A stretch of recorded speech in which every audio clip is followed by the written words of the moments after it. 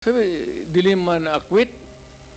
Yes, ang tanong natin kanina is ang na-acquit po si si Senator De Lima at sinasabi po ni former President na kung ano ang hatol ng batas ay 10 ang masusunod. Ibig sabihin, nagkamali po ba ang ating dating Pangulo sa pag-akusa kay former Senator De Lima na siya ay isa sa mga queen ng drug lords?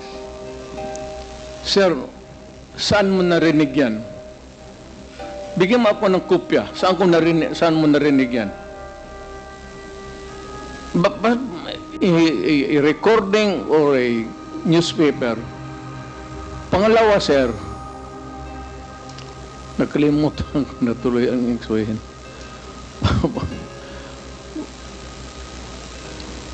You know, Do you need, Mr. President, a moment to... I'm just collecting my mind, sir. Okay, go ahead. Naipon na kasi. We'll give you time, Mr. President. For the meantime, the Chair would like to recognize... May I Yes, ask sir. for a recess of just 1 minute?